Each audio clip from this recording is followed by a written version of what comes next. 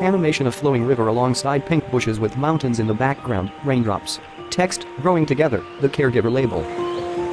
The label caregiver is charged with all kinds of meaning because it signifies so many different things to people.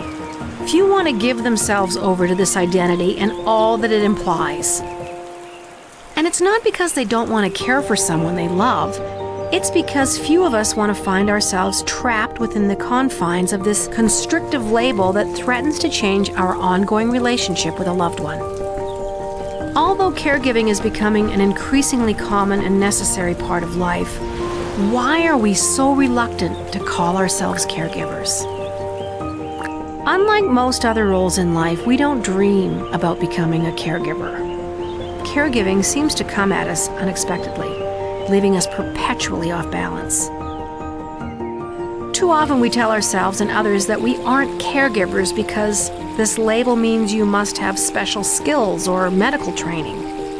Caregiving is undervalued because it occurs in the informal spaces of the home, the countless moments of relating to a loved one that seem to exist beyond others' awareness and appreciation. Although there are caregivers next door to us, down the street, or even in the next cubicle, our experiences often go underappreciated because there is no public way of acknowledging our efforts. From afar, it seems there are no real discernible turning points in your caregiver relationship. Too many people believe someone is either a caregiver or not a caregiver. Today, either-or labels don't tell the story of caregivers who are also employees, or daughters, or spouses, or friends. You are a caregiver, and you are always something else. Despite what you call yourself, deeply caring for someone you love inevitably involves a moment. The moment when you can't escape the realization that life as it once was will never be the same. Caring for someone we love means we are different.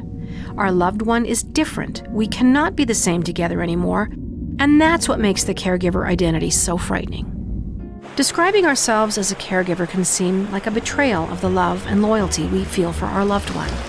We are sons, daughters, brothers, friends, but when the choice to care becomes a necessity, we become both.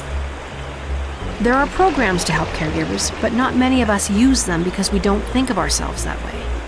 At times, it's necessary that we accept our role and label as caregiver to access the services we need to help our loved one and ourselves.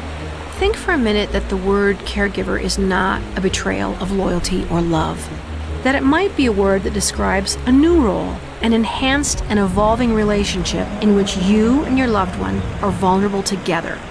A single flower floats. Together you are discovering new ways of caring for each other, and these roles will change you forever. Logo, north of now. Produced with the participation of the TLS Fund. TLS Fund logo, a script, T in a leaf. Stories for caregivers.